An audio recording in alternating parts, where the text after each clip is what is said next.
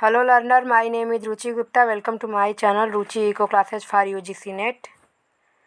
इसके previous video में हमने जो है यूपी पीजीटी प्रिपरेशन पार्ट 1 किया था, जिसमें हमने जो है थ्योरी ऑफ डिमांड एनालिसिस के बारे में किया था और उससे जो है रिलेटेड बहुत ही अच्छे पॉइंट हमने दिए थे. ठीक, जिसका जो है कि फीडबैक भी अच्छा आया था कि अच्छा लेसन है. तो मैं उसका जो है कि पार्ट 2 बना रही हूँ माइक्रो इकोनॉमिक्स का, थ्योरी आज कंज्यूमर बिहेवियर पे. तो स्टार्ट करते हैं अपना lesson. Cardinal utility analysis was mainly given by neoclassical economists like Jevons, Dupuit, Menger, Walras, Pigou. ठीक, और जो है in this approach utility measure in quantity numerical value जो है कि यूटिलिटी को दी जाती है. टोटल यूटिलिटी क्या होती है? The total utility derive by a person from the total number of a unit of a commodity consume by her is called total utility.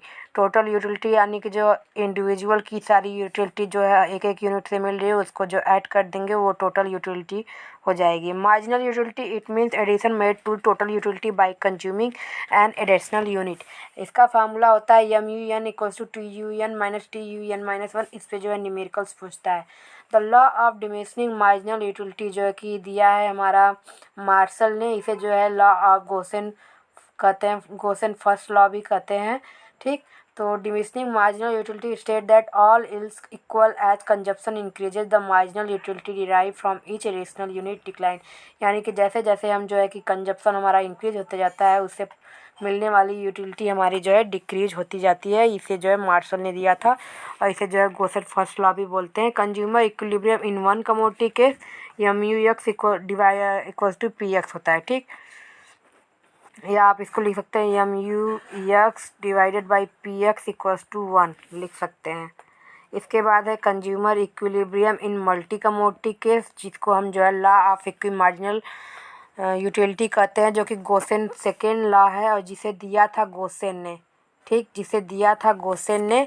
The law state that a consumer should spend his limited income on different commodity in such a way that the last rupee spend on each commodity yield his equal marginal utility. यानी कि वो जितने भी product पे जो है अपनी income spend कर रहा है, कंज्यूम कर रहा है, उससे मिलने वाली यूटिलिटी सारे प्रोडक्ट की जो है सेम होनी चाहिए. ये फार्मूला मोस्ट IMP है. MUX divided by PX equals to MUI divided by PY equals to MUC divided by PC equals to MUZ divided by PZ. Ordinal approach is given by Hicks और Alfred Pareto बोल सकते हैं. इसके बाद जो है next हमारा है the concept of consumer surplus is given by Marshall in his book principle of economics in 1890, जो कि मोस्ट IMP है. Marshall concept of consumer surplus was based on the cardinal measurability and interpersonal comparison of utility. ठीक, according to him consumer surplus is that difference between what one is willing to pay and what one actual pay to acquire a particular good. यानी difference, इन दोनों का difference होता है कि क्या वो देना चाहता है और वो क्या वो एक्चुअल में देता है. J R Hicks use the concept of indifference colour to analyse consumer behaviour and. और अगर आपको कंज्यूमर जो है कि कंज्यूमर की जो है कि IC करो कि जो है डिटेल में पढ़ना है तो आप मेरे जो है इंडिफरेंस करो कि जो है कि वीडियो में जा सकते हैं प्लेलिस्ट में, और माइक्रो इकोनॉमिक्स की भी प्लेलिस्ट में दोनों गिवन है. ठीक, an indifference schedule is a table which represent various combination of two good which yield equal satisfaction to consumer. Next चलते हैं. The indifference curve is locus of all the combination of two commodities which give same level of satisfaction to the consumer. इसका curve जो है इस तरीके से होता है. ये जो है एक्सिस को जो है टच नहीं करेगा. कॉन्वेक्स टू द ओरिजिन होता है. इसका स्लोप जो है डाउनवर्ड लेफ्ट राइट टू होता है. ये MRS को दिखाता है. MRS इसमें जो है डिमिनिशिंग होती है. और इंटरसेक्ट करो can not intersect each other, और ये जो है हायर लेवल ऑफ सेटिस्फैक्शन देता है. When two good are perfect substitute of each other their indifference curve will be in straight line diagonal होता है यहाँ पे, और यहाँ पे जो है MRS 1 होता है. ठीक, from left to right positive होता है।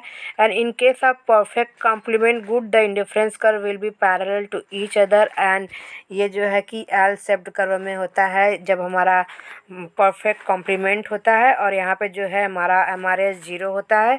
प्राइस लाइन और budget line represent all possible combination of two good that a consumer can purchase with his given income and the given price of two good। ठीक, तो slope of budget line यानी कि हमारा जो है price line का equals to होता है unit of orange Y willing to sacrifice, यानी कि हमारा जो है 1% जो है कि हमारा जो चेंज होता है इंडिपेंडेंट वेरिएबल में विद, तो उसका जो क्या रिस्पांस होता है डिपेंडेंट में, responsiveness of dependent variable with change in with respect to change in the independent variable, ये बता रहा है यूनिट ऑफ ऑरेंज वाई है और ये एक्स है, del y by del x ये हमारा हो गया।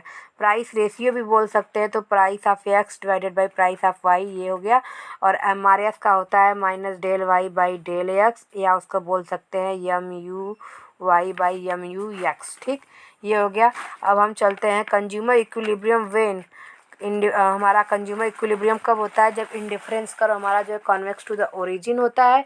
पहला कंडीशन ये है। दूसरा कंडीशन ये होता है कि IC कर्व हमारा जो है टेंजेंट होना चाहिए to the budget line, cut नहीं करना चाहिए एक दूसरे को, जो है इस तरीके से ये टच करेगा, ये यहाँ से टच करेगा। ठीक,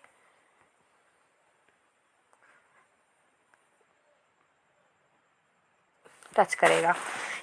द इनकम इफेक्ट में be defined as the effect on the purchase of consumer caused by the change in, यानी इनकम इफेक्ट में क्या होता है कि प्राइसेज ऑफ गुड दोनों जो कांस्टेंट रहते हैं, केवल इनकम कंज्यूमर की इनकम जो चेंज होती है उसकी वजह से जो चेंज होता है डिमांड में, उसको हम इनकम इफेक्ट कहते हैं। In case of normal good income effect positive होता है, और ICC कर्व हमारा slope upward to the right होता है, ये इस तरीके से होता है हमारा, ये हमारा पॉजिटिव होता है। और income effect is negative in case of हमारा इन्फीरियर गुड होता है। ठीक, और यहाँ पे जो है हमारा IC कर ये इस तरीके से जाएगा। ठीक, तो ये वाला हमारा नॉर्मल गुड हो जाएगा, ये वाला हमारा इन्फीरियर हो जाएगा।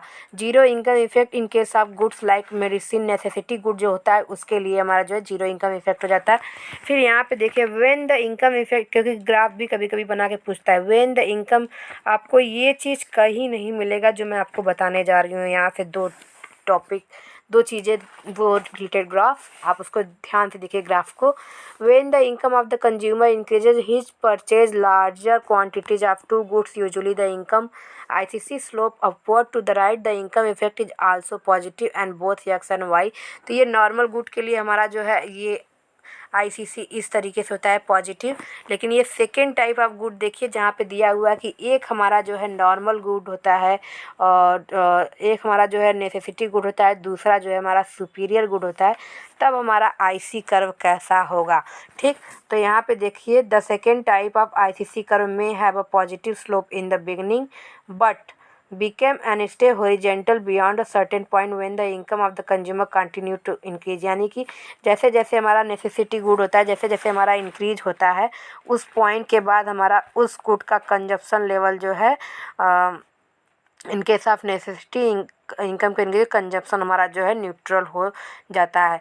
और इस केस में हमारा जो है एक्स हमारा सुपीरियर है, यानी हमारा एक्स की जो है कि क्वांटिटी जो है हम कंज्यूम ले रहे हैं, वाई हमारा जो है यहाँ पे नेसेसिटी है और एक्स हमारा जो है सुपीरियर गुड है। ठीक, यहाँ पे जो है हम एक्स की जो है कि कंटिन्यूसली जो है एक्स का जो है कंजप्शन इंक्रीज करते जाते हैं, जिससे हमें पता चलता है कि एक्स सुपीरियर या बोल सकते हैं लग्जरियस गुड है, और हमारा जो वाई है वाई का लेवल जो है इतना ही है। ठीक, उससे ज़्यादा वो बढ़ा नहीं है। नेक्स्ट चलते हैं, हमारा जो है इन्फीरियर गुड के केस में हमारा इनकम कंजप्शन कर्व क्या होता है। तो इन्फीरियर गुड के केस में हमारा इनकम कंजप्शन कर्व ऐसे होता है, जिस तरफ ये बेंडिंग हुआ होगा उधर का वो गुड नॉर्मल होगा, और जिस तरफ ये बेंडिंग नहीं हुआ होगा यानी कि जिस तरफ बेंडिंग है उसके सामने वाला ये वाला पार्ट इन्फीरियर होगा। XOY यहाँ से ये अगर ये बेंडिंग है तो ये इन्फीरियर है, अगर यहाँ से ये बेंडिंग है तो Y इन्फीरियर है। नेक्स्ट चलते हैं, the substitution effect relate to the change in the quantity demanded. नहीं, सब्स्टिट्यूशन इफेक्ट क्या बताता है कि अगर आपके एक गुड का प्राइस कांस्टेंट है, कंज्यूमर का इनकम कांस्टेंट है, और जो है वाई गुड का प्राइस जो है चेंज हुआ है।